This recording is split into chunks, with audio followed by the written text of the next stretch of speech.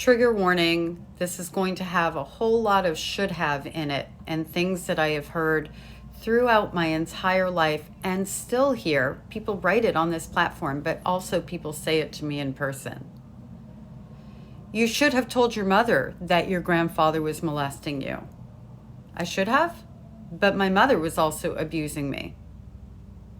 You should have told your mother when the lifeguard was molesting you.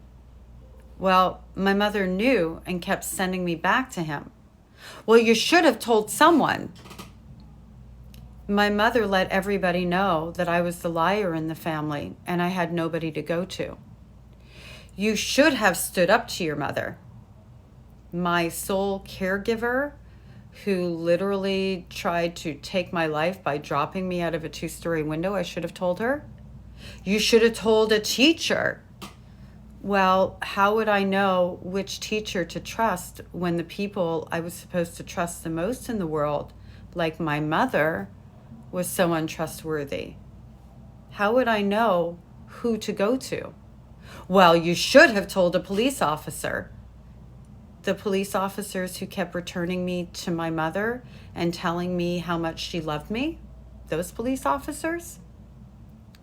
You should have stood up for yourself and stayed in Montreal instead of going back to Miami with your mother. Oh, you mean when I was 17 years old and social services made me go home and didn't even ask me why I ran away in the first place? I should have trusted them too. I should have stood up to my mother, who had been abusing me from my earliest memory.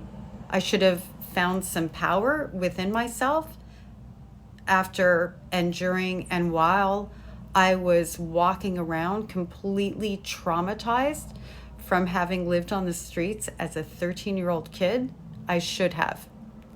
Maybe you should learn what trauma-informed looks like and how to speak to victims so that you don't re-victimize us and so that you help us on our journey of survival and healing. Ready for it? I believe you. I'm sorry that happened to you. I'm sorry that was done to you. How can I support you?